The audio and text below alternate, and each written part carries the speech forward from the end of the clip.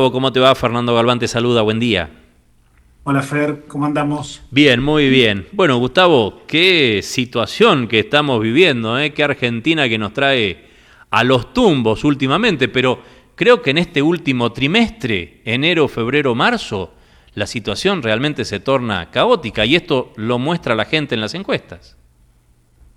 Creo que el punto de partida para entender dónde y cómo estamos está en la crisis económica que hoy tiene la sociedad argentina, mal administrada por este gobierno de extrema derecha que tenemos en la Argentina, ¿no? Que cada vez que tiene dificultades económicas sale con cortafuegos o con desviaciones de la opinión pública, Ujú. como por ejemplo la operación de inteligencia de los rusos, ¿no? Sí. El no entregar a Dorni, el hacer una puesta en escena el próximo 29 en el Congreso, cuando Adorni tenga que ir por Ujú. obligación constitucional, van a montar un espectáculo, un show político.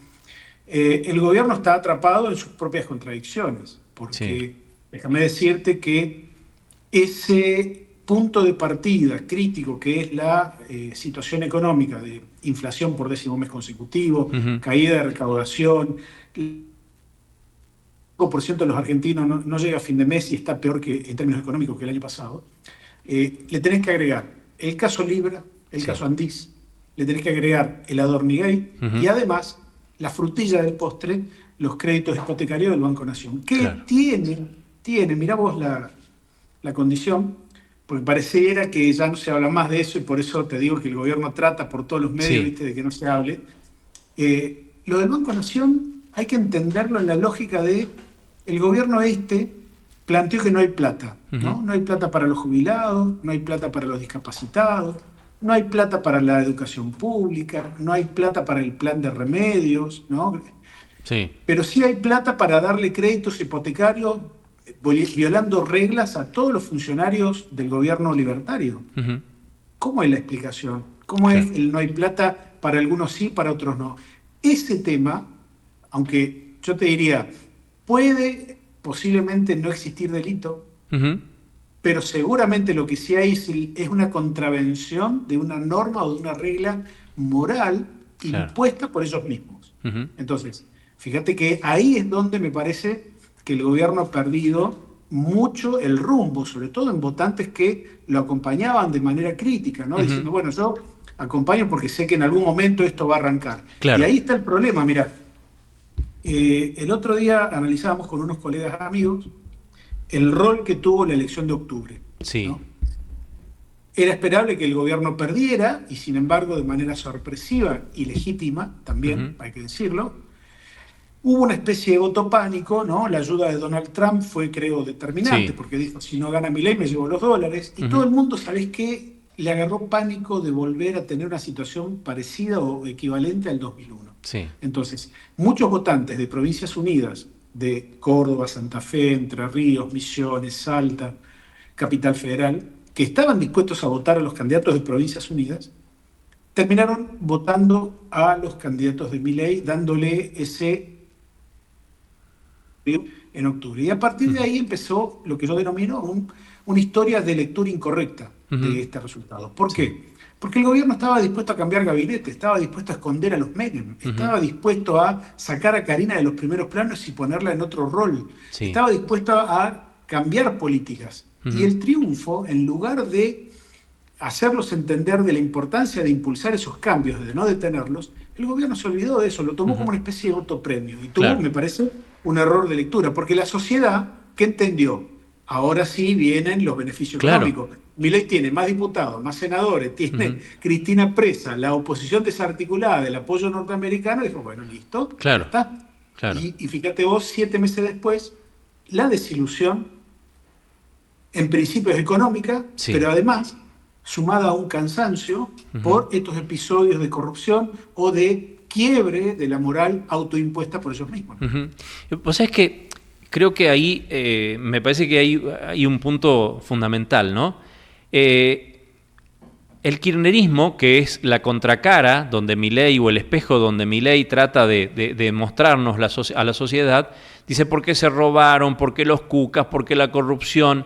Digo, este gobierno arrancó hablando y el mismo Milei esta semana que estuvo en Israel lo volvió a hablar, de los valores morales, de la tradición judío-cristiana. Digo, este es el pecado que tiene el gobierno libertario, haber levantado la bandera de la moral, de la justicia, y después ellos mismos romperla, y esto es lo que le reclama la sociedad ahora.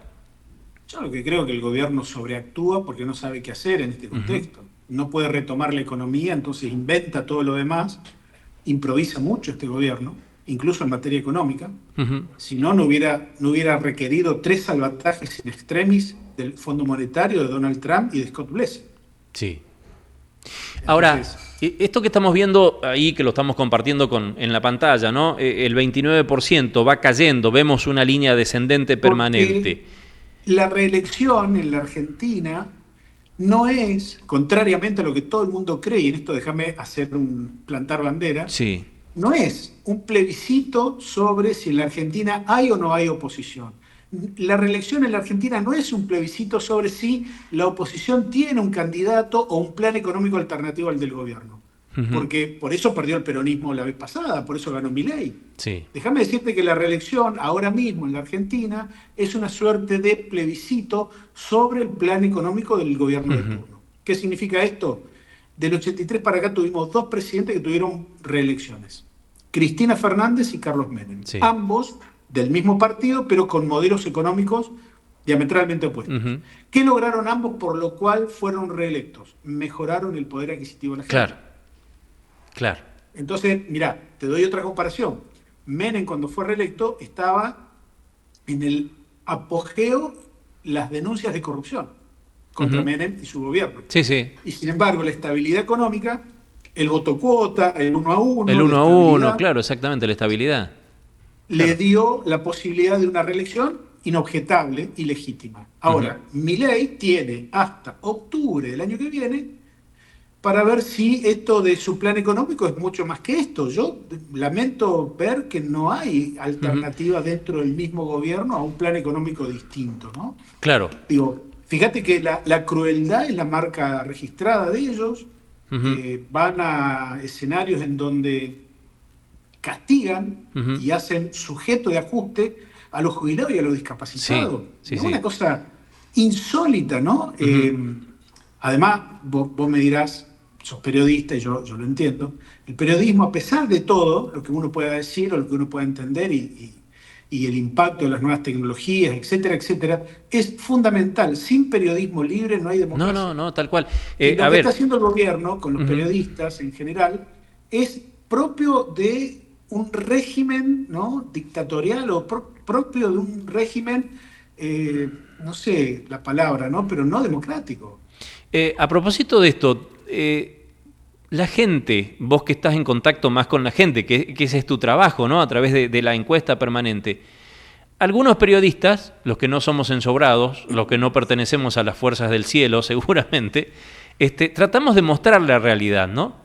Digo, la gente todavía confía en nosotros los periodistas que nos encargamos de desenmascarar acciones de este gobierno, o también hemos caído en esa misma bolsa del descrédito y la gente todavía sigue como obnubilada, como adormecida, como encantada por el gobierno de Milei. Mira, yo lo que creo es que estamos en un momento muy límite. La idea de que estamos siendo espiados, la idea de que el gobierno está monitoreando todo lo que decimos, todo lo que hacemos, con quién hablamos, con quién nos contactamos, etcétera, y estableciendo redes, ¿no?, de manera ilegal, porque es espionaje ilegal.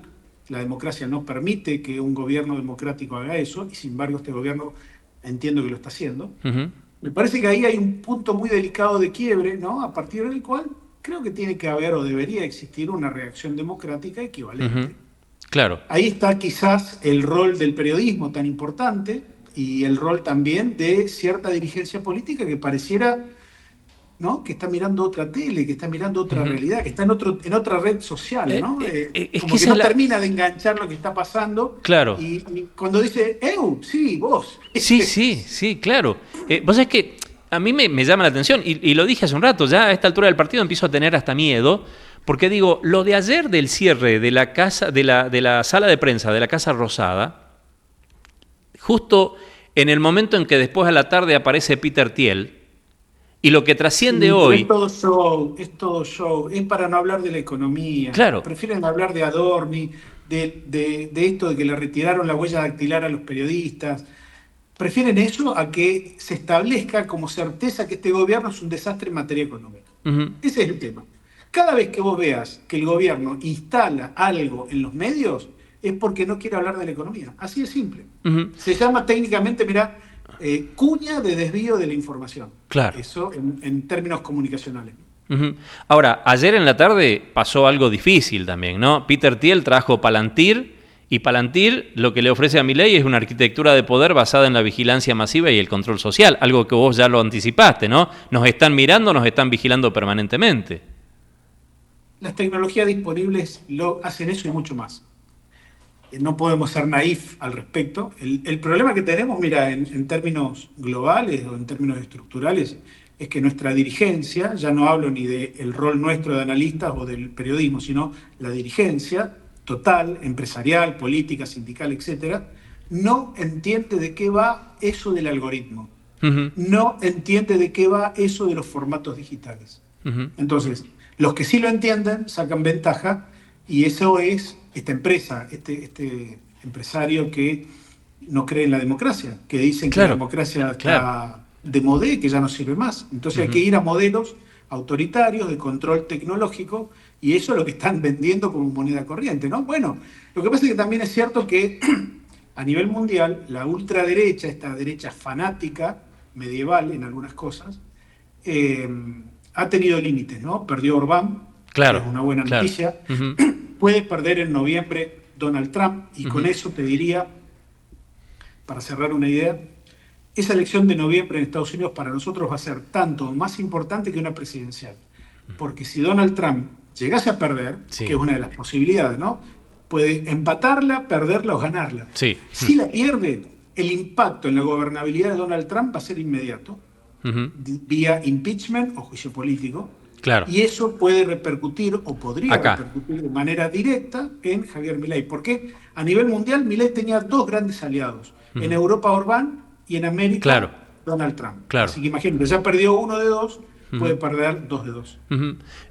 Bueno, a la luz de los datos, lo último que tenías compartiendo ahí es 6 de cada 10 argentinos rechazan la posible reelección de Milei, pero vos decías, acá lo básico es también la situación económica, ¿no? Vemos la caída de Milei. En función del análisis que vos haces de los datos, más allá de lo que el gobierno nos promete ahora, de que la inflación del 3,4 ahora puede llegar a caer y demás, ¿todavía le queda margen a Milei en lo económico para torcer el rumbo?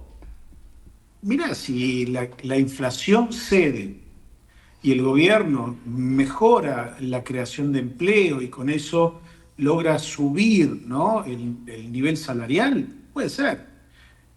Digo, tiene tiempos para poder lograrlo. Ahora, déjame decirte lo siguiente.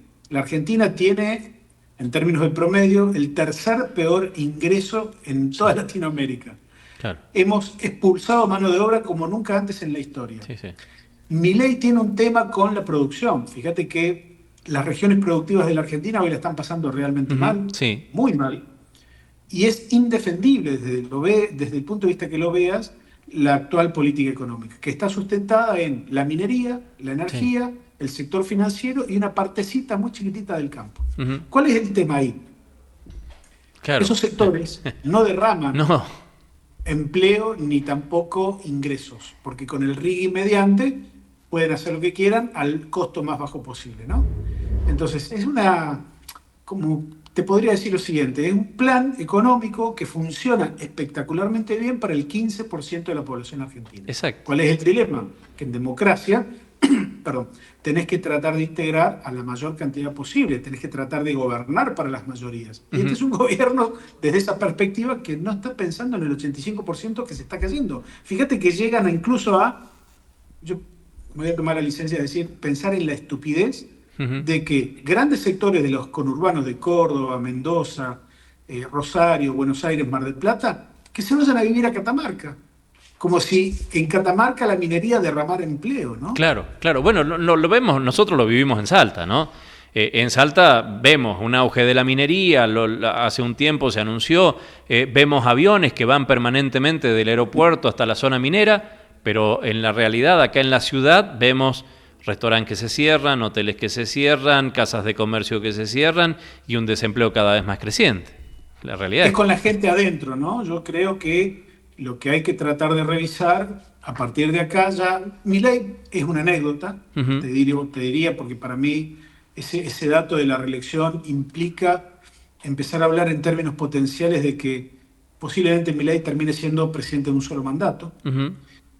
Hay que pensar más allá de Milei o después de Milei. Hay Claro. que hacer realidad el post-mileísmo Uh-huh. y empezar a entender qué debieran ofrecerle a la sociedad argentina las dirigencias en términos de oferta y de propuesta. Uh-huh. Porque ahí está la gran clave, ¿no? Y Digo, en ese término, ayer amaneció Buenos Aires empapelada con Dante Gebel, ¿no? Como no, otro pero es poco outsider de serio. la política.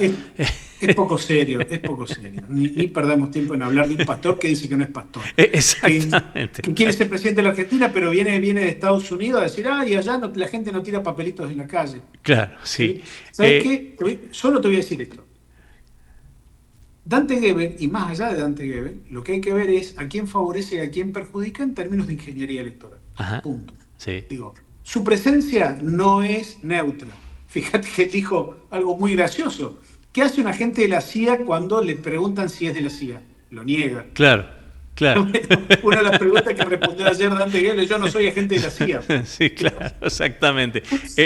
El otro personaje que también anda dando vueltas es Mauricio Macri, ¿no? Que quiere recuperar el PRO, anda buscando anilina amarilla a ver si vuelve a teñir a esos que se le pintaron de violeta. Tarea difícil, porque además Mauricio Macri, más allá de que puede ser representativo, eso no te lo voy a negar, y que puede tener un reentré o una reentrada en la política bastante auspiciosa, también es el artífice de errores estratégicos en la política argentina fenomenales, ¿no? Después de haber ganado en el 17, no haber cambiado el rumbo, y eso le provocó la derrota. Después perjudicó a Rodríguez Larreta, después la perjudicó a Patricia Bullrich, después acordó con Milei sin ponerle ningún condicionamiento. Uh-huh.